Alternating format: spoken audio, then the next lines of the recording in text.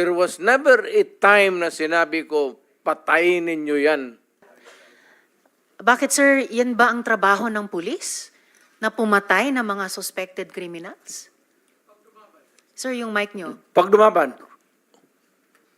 Bakit Iba sila po yung pagka-express kasi kanina, so I had to clarify. Bakit Salamat, sila- SP Pro Tempore. bakit sila Salamat, Mr. makamatay? Chair.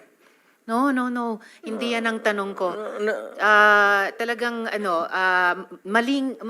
napaka hindi magandang impression po ng mga statements kanina. Kaya I appreciate the candor of Yusek Kuy at pati kanina ni General Danao Look, ma'am, about it. may I Salamat kayo, Mr. interrupt Chair. you? I'm done, Mr. Chair, for now. Kindly. Go ahead, sir. Itong mga to, ma'am, galing ito ng mga sa Academy PMA. Hindi ito mga bubo. Hindi rin ito papayag na utusan mo ng illegal. Doon yan sa Academy nila, sa PMA, they are from there to, yung ano talaga yung batas. Kaya pag inutusan mo yan, sabihin mo, patayin mo, sabihin, sir,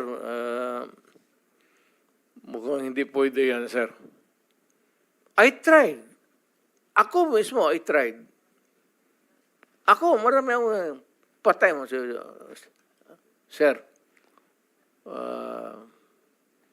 Kulong mo na lang natin, sir. Total. Sabi ko siya, siguraduhin mo lang na hindi ma-release. Kasi gagawa ng kalukuhan yan uli. And they will mag-hold up na naman yan.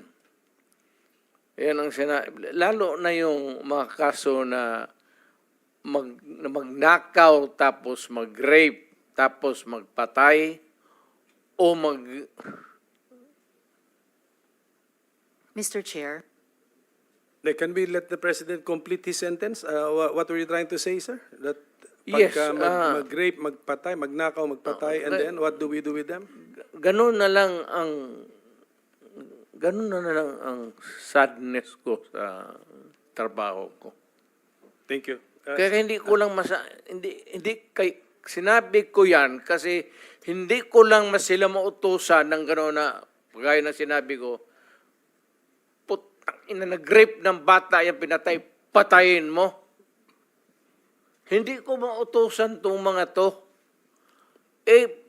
Sabi ko, karamihan sila PMA, hindi maniwala yan ganon. Sabi man, sir, mahirap yan. Kulungin na lang natin, sir. Walang dumaan yan sila sa...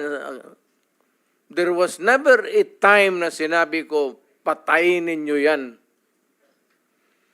Minsan yung harap-harapan sa crime scene, nakita ko yung bata, 3 years old, rape, patay, tapos nandoon yung tiyuhin. O sinabi ko, putang, patayin mo. Out of outrage. In the moment of outrage yung, putang, patayin.